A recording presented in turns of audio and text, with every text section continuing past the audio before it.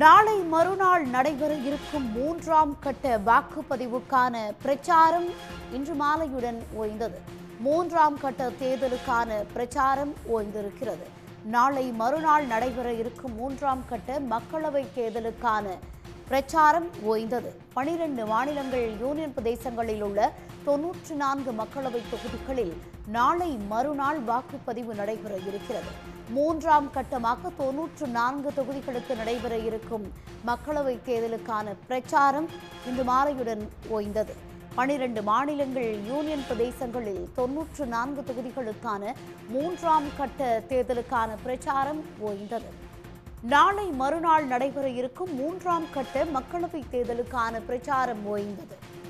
12 மாநிலங்கள் யூனியன் பிரதேசங்களில் உள்ள 94 மக்களவை தொகுதிகளில் நாளை மறுநாள் வாக்குப்பதிவு நடைபெற இருக்கிறது. கர்நாடகத்தில் 14, குஜராத்தில் 26, சத்தீஸ்கரில் 7 தொகுதிகள் உட்பட 94 தொகுதிகளுக்கு 3ஆம் கட்ட தேர்தல் நாளை மறுநாள் நடைபெற இருக்கிறது. இதனைத் தொடர்ந்து தேர்தலுக்கான பிரச்சாரம் இன்று மாலையுடன் ஓய்வு பெற்றது.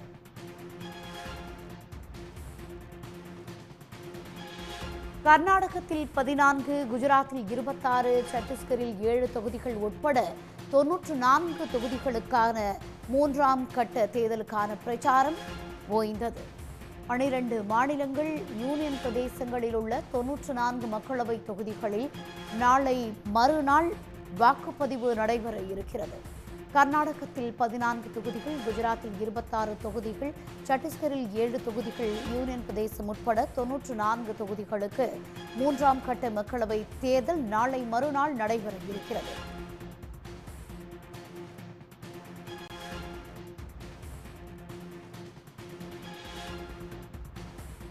இதுகுறித்த கூடுதல் விவரங்களுடன் இணைகிறார் செய்தியாளர் குணசேகரன். 94 தொகுதிகளுக்கான தேர்தல் 3ஆம் கட்ட மக்களவை தேர்தல் நாளை மறுநாள் வாக்குப்பதிவு நடைபெற இருக்கிறது. பிரச்சாரம் இன்று மாலையுடன் ஓய்வு பெற்றிருக்கிறது. கூடுதல் விவரங்களை நீங்க பதிவு செய்யுங்க குணசேகரன்.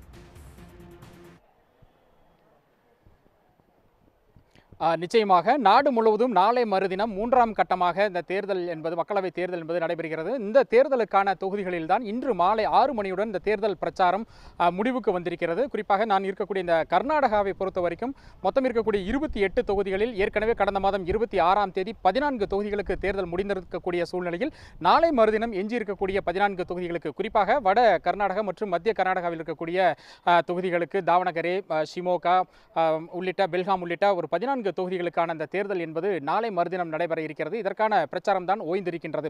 கடந்த ஒரு மாத காலமாகவே ஒரு அனல் பறக்கும் பிரச்சாரத்தில் இருக்கக்கூடிய வேட்பாளர்களும் அரசியல் கட்சியினரும் தீவிரமாக ஈடுபட்டு வந்தார்கள். கர்நாடகாவை பொறுத்த வரைக்கும் காங்கிரஸ் மற்றும் பாஜக என இருமுனை போட்டி என்பது நிலவுகிறது. இந்த 14 தொகுதிகளிலுமே ஒரு கடுமையான பிரச்சாரத்தை இந்த வேட்பாளர்கள் மேற்கொண்டார்கள். குறிப்பாக கர்நாடகாவில் நிலவக்கூடிய வறட்சி நிவாரணம் கொடுக்காத ஒன்றிய அரசு கொடுக்காதது, அதே போன்று இங்கு மகதாயி நதிநீர் பிரச்சனை, பிரஜ்வல் ரேவண்ணாவினுடைய செக்சுவல் பிரச்சனை உள்ளிட்ட பல்வேறு பிரச்சனைகள் மையமாக வைத்து இந்த தேர்தல் பிரச்சாரம் என்பது ஒரு சூடு பிடித்திருந்தது.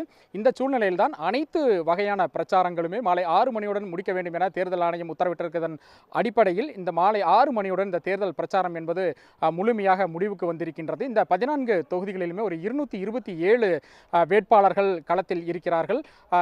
குறிப்பாக இதில் மிக முக்கியமாக சொல்ல வேண்டும் என்றால் சிவமொக்காவில் எடியூரப்பாவினுடைய மகன் ராகவேந்திரா, அதே போன்று அவரை எதிர்த்து சுயேட்சையாக KS ஈஸ்வரப்பா போட்டியிடுகின்றார். காங்கிரஸ் கட்சியை பொறுத்த வரைக்கும் கீதா சிவகுமார் களத்தில் இருக்கின்றார்.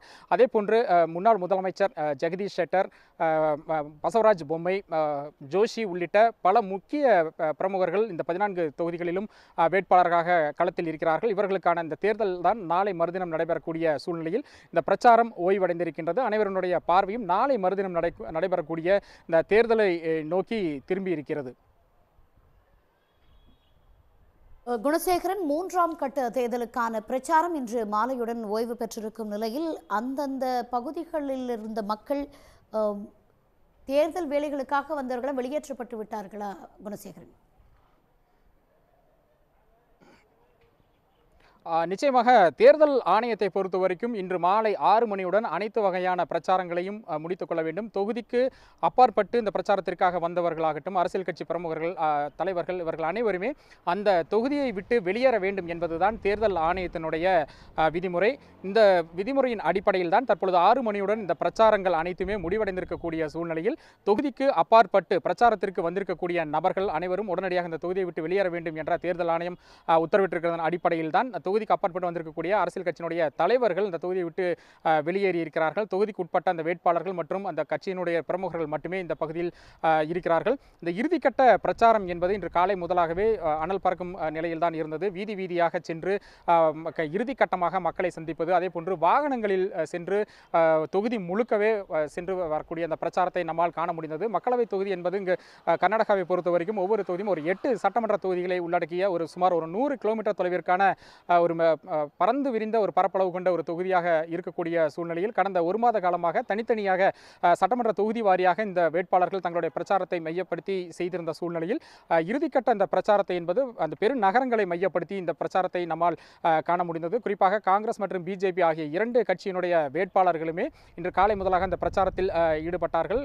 குறிப்பாக நான் இருக்கக்கூடிய இந்த பெல்காம் தொகுதியில் நாம் நேரடியாக பார்த்தது, இந்த காலையிலேயே ஜெகதீஷ் ஷெட்டர் வீதி வீதியாக தனது ஆதரவாளர்களுடன் வாகன பேரணி நடத்தி அந்த பிரச்சாரத்தில் ஈடுபட்டார். அதே போன்று காங்கிரஸ் கட்சியினுடைய வேட்பாளர் மினரல் பொறுத்த வரைக்கும், ஹெப்பால்கரை பொறுத்த வரைக்கும் அவரும் ஆதரவாளர்களுடன் பிரச்சாரத்தை மக்களை நேரடியாக சந்தித்து பிரச்சாரத்தில் ஈடுபட்டார். இந்த இறுதிக்கட்ட பிரச்சாரத்திலும் கூட மக்களும் காங்கிரஸ் வேட்பாளருக்கு பட்டாசுகளை வெடித்தும் மாலையெல்லாம் அணிவித்தும் கூட ஒரு வரவேற்பை அளித்தனர். அதையும் நம்மால் காண முடிந்தது. இதுபோன்ற பல வகையான பிரச்சாரங்கள், பல வகையான யுத்திகளை கையாண்ட அந்த பிரச்சாரங்கள் அனைத்தையுமே முடித்துக் கொண்டுதான் தற்பொழுது இந்த 6 மணியுடன் அனைத்து பிரச்சாரங்களும் முடிந்திருக்கக்கூடிய சூழ்நிலையில் தொகுதிக்கு அப்பாற்பட்டு இந்த பிரச்சாரத்திற்காக வந்தவர்கள் அனைவருமே தொகுதியை விட்டு வெளியேறி இருக்கிறார்கள். நன்றி குணசேகரன். உடனுக்குடன் செய்திகளை தெரிந்து கொள்ள சன் நியூஸ் பெல் ஐகானை கிளிக் பண்ணுங்க.